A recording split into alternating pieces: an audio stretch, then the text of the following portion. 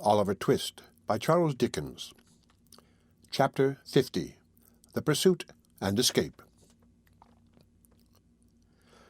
Near to that part of the Thames on which the church at Rotherhithe abuts, where the buildings on the banks are dirtiest, and the vessels on the river blackest with the dust of colliers and the smoke of close-built, low-roofed houses, there exists the filthiest, the strangest, the most extraordinary of the many localities that are hidden in London, wholly unknown even by name to the great mass of its inhabitants.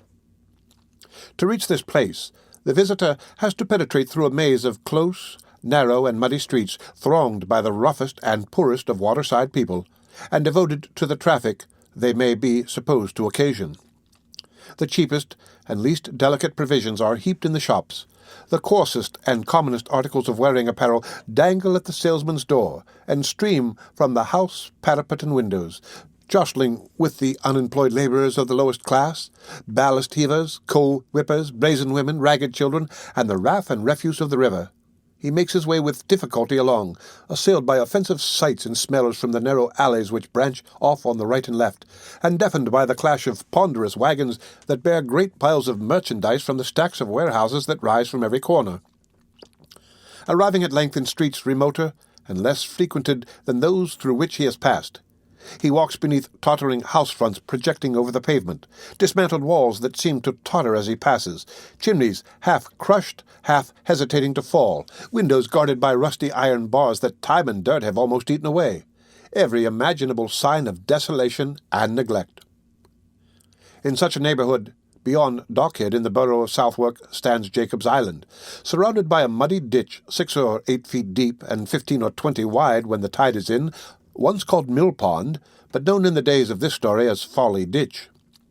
It is a creek or inlet from the Thames, and can always be filled at high water by opening the sluices at the lead mills from which it took its old name. At such times a stranger, looking from one of the wooden bridges thrown across it at Mill Lane, will see the inhabitants of the houses on either side lowering from their back doors and windows buckets, pails, domestic utensils of all kinds in which to haul the water up. And when his eye is turned from these operations to the houses themselves, his utmost astonishment will be excited by the scene before him. Crazy wooden galleries common to the backs of half a dozen houses, with holes from which to look upon the slime beneath, windows broken and patched with poles thrust out on which to dry the linen that is never there, rooms so small, so filthy, so confined, that the air would seem too tainted even for the dirt and squalor which they shelter. Wooden chambers thrusting themselves out above the mud and threatening to fall into it, as some have done. Dirt-besmeared walls and decaying foundations, every repulsive lineament of poverty, every loathsome indication of filth, rot, and garbage, all these ornament the banks of Folly Ditch. In Jacob's Island, the warehouses are roofless and empty, the walls are crumbling down, the windows are windows no more, the doors are falling into the streets, the chimneys are blackened, but they yield no smoke. 30 or 40 years ago, before losses and chancery suits came upon it, it was a thriving place. But now it is a desolate island indeed. The houses have no owners, they are broken open, and entered upon by those who have the courage, and there they live, and there they die. They must have powerful motives for a secret residence, or be reduced to a destitute condition indeed, who seek a refuge in Jacob's Island. In an upper room of one of these houses, a detached house of fair size, ruinous in other respects, but strongly defended at door and window, of which house the back commanded the ditch in manner already described, there were assembled 3 men, who, regarding each other every now and then with looks expressive of perplexity and expectation, sat for some time in profound and gloomy silence. One of these was Toby Crackit, another Mr. Chitling, and the third a robber of 50 years, whose nose had been almost beaten in some old scuffle, and whose face bore a frightful scar which might probably be traced to the same occasion. This man was a returned transport, and his name was Caggs.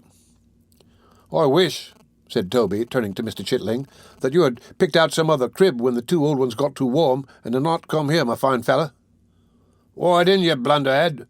said Caggs. "Well, I thought you'd have been a little more glad to see me than this," replied Mr. Chitling with a melancholy air. "Why, look here, young gentleman," said Toby, "when a man keeps himself so very exclusive as I have done, and by that means has a snug house over his head with nobody a-prying and smelling about it. It's rather a startling thing to have the honour of a visit from a young gentleman, however respectable and pleasant a person he may be, to play cards with it conveniency, circumstances you are. Especially when the exclusive young man has got a friend stopping with him that's arrived sooner than was expected from foreign parts, and is too modest to want to be presented to the judges on his return," added Mr. Kaggs. There was a short silence, after which Toby Crackit, seeming to abandon as hopeless any further effort to maintain his usual devil-may-care swagger, turned to Chitling and said, "When was Fagin took, then?" "Just at dinner time, 2 o'clock this afternoon. Charlie and I made our lucky up the washer's chimney, and Bolter got into the empty water butt headed downwards, but his legs were so precious long they stuck out at the top, and so they took him too." "And Bet?" "Poor Bet. She went to see the body, to speak to who it was," replied Chitling, his countenance falling more and more, "and went off mad screaming and raving, and beating her head against the boards, so they put a straight waistcoat on her and took her to the hospital, and there she is."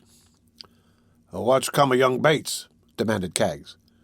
"Young about not to come over here afore dark, but he'll be here soon," replied Chitling. "There's nowhere else to go to now, for the people at the Cripples are all in custody, and the bar of the ken, I went up there and I seen it with my own eyes, is filled with traps." "This is a smash," observed Toby, biting his lips.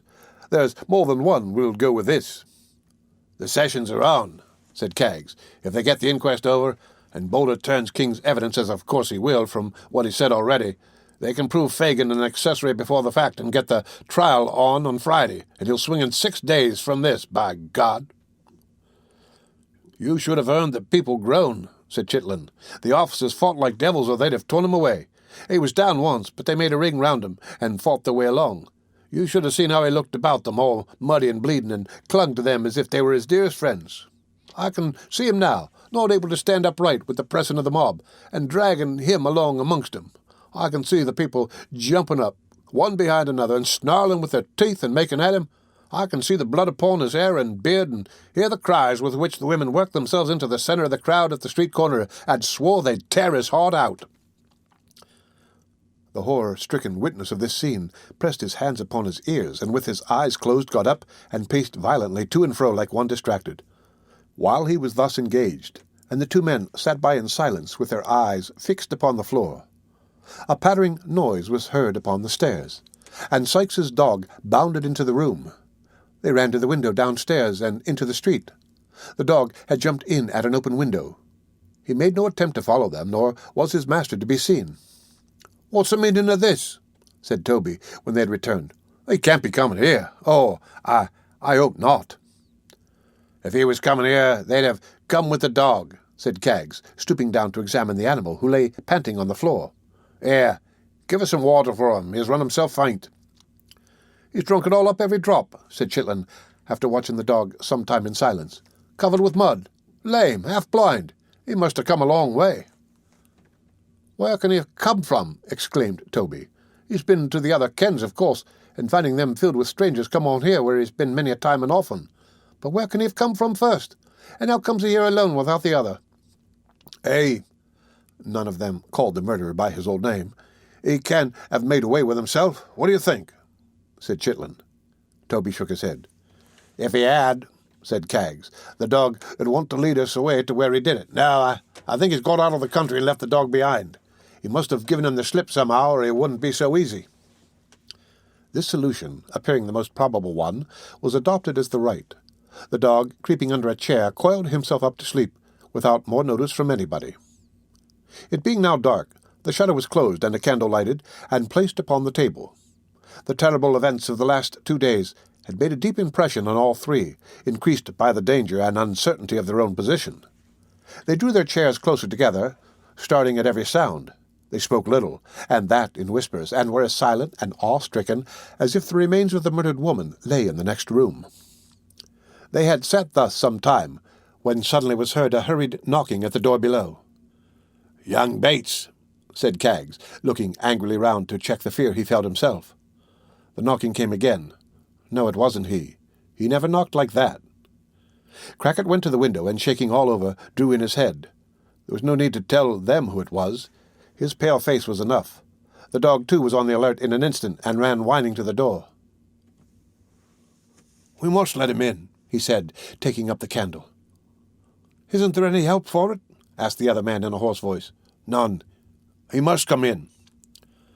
"Don't let us in the dark," said Kaggs, taking down a candle from the chimney-piece and lighting it with such a trembling hand that the knocking was twice repeated before he had finished. Crackit went down to the door and returned, followed by a man with the lower part of his face buried in a handkerchief, and another tied over his head under his hat. He drew them slowly off. Blanched face, sunken eyes, hollow cheeks, beard of 3 days' growth, wasted flesh, short, thick breath. It was the very ghost of Sikes. He laid his hand upon a chair which stood in the middle of the room, but shuddering as he was about to drop into it, and seeming to glance over his shoulder, dragged it back close to the wall, as close as it would go, and ground against it and sat down. Not a word had been exchanged. He looked from one to another in silence. If an eye were furtively raised and met his, it was instantly averted. When his hollow voice broke silence, they all three started. They seemed never to have heard its tones before. "How came that dog here?" he asked. "Alone? 3 hours ago?" "Tonight's paper says that Fagin's took. Is it true or a lie?" "True." They were silent again. "Damn you all," said Sikes, passing his hand across his forehead. "Have you nothing to say to me?" There was an uneasy movement among them, but nobody spoke. "You'd have kept his house," said Sikes, turning his face to Crackit. "Do you mean to sell me or to let me lie here till this hunt is over?" "You may stop here if you think it is safe," returned the person addressed after some hesitation. Sikes carried his eyes slowly up the wall behind him, rather trying to turn his head than actually doing it, and said, "Is it the body? Is it buried?" They shook their heads. "Why isn't it?" he retorted, with the same glance behind him. "What do they keep such ugly things above the ground for? Who's that knocking?" Crackit intimated by a motion of his hand as he left the room that there was nothing to fear, and directly came back with Charlie Bates behind him. Sikes sat opposite the door, so that the moment the boy entered the room he encountered his figure. "Toby," said the boy, falling back, as Sikes turned his eyes towards him, "why didn't you tell me this downstairs?" There had been something so tremendous in the shrinking off of the three that the wretched man was willing to propitiate even this lad. Accordingly, he nodded and made as though he would shake hands with him. "Let me go into some other room," said the boy, retreating still farther. "Charlie," said Sikes, stepping forward. Don't you know me?" "Don't come nearer me," answered the boy, still retreating and looking with horror in his eyes upon the murderer's face. "You monster!" The man stopped halfway, and they looked at each other, but Sikes' eyes sunk gradually to the ground. "Witness, you three!" cried the boy, shaking his clenched fist and becoming more and more excited as he spoke. "Witness, you three, I'm not afraid of him. If they come here after him, I'll give him up, I will. I tell you out at once, he may kill me for it if he likes or if he dares, but if I am here, I'll give him up. I'd give him up if he was to be boiled alive. Murder! Help! If there's a pluck of a man among you three, you'll help me. Murder! Help! Down with him!" Pouring out these cries, and accompanying them with violent gesticulation, the boy actually threw himself single-handed upon the strong man, and in the intensity of his energy and the suddenness of his surprise, brought him heavily to the ground. The three spectators seemed quite stupefied. They offered no interference, and the boy and man rolled on the ground together, the former, heedless of the blows that showered upon him, wrenching his hands tighter and tighter in the garments about the murderer's breast, and never ceasing to call for help with all his might. The contest, however, was too unequal to last long. Sikes had him down, and his knee was on his throat, when Crackit pulled him back with a look of alarm, and pointed to the window. There were lights gleaming below, voices in loud and earnest conversation, the tramp of hurried footsteps. Endless they seemed in number, crossing the nearest wooden bridge. One man on horseback seemed to be among the crowd, for there was the noise of hoofs rattling on the uneven pavement. The gleam of lights increased. The footsteps came more thickly and noisily on. Then came a loud knocking at the door, and then a hoarse murmur from such a multitude of angry voices as would have made the boldest quail. "Help!" shrieked the boy, in a voice that rent the air. "He's here! Break down the door!" "In the king's name!" cried the voices without, and the hoarse cry rose again, but louder. "Break down the door!" screamed the boy. "I tell you they'll never open it! Run straight to the room where the light is! Break down the door!" Strokes, thick and heavy, rattled upon the door and lower window shutters as he ceased to speak, and a loud huzzah burst from the crowd, giving the listener, for the first time, some adequate idea of its immense extent. "Open the door some place where I can lock this screeching hell-babe!" cried Sikes fiercely, running to and fro, and dragging the boy now as easily as if he were an empty sack. "That door, quick!" He flung him in, bolted it, and turned the key. "Is the downstairs door fast?" "Double locked and chained," replied Crackit, who with the other two men still remained quite helpless and bewildered. "The panels, are they strong?" "Lined with sheet iron." "And the windows too?" Yes, and the windows." "Damn you!" cried the desperate ruffian, throwing up the sash and menacing the crowd. "Do your worst! I'll cheat you yet!" Of all the terrific yells that ever fell on mortal ears, none could exceed the cry of the infuriated throng. Some shouted to those who were nearest to set the house on fire. Others roared to the officers to shoot him dead.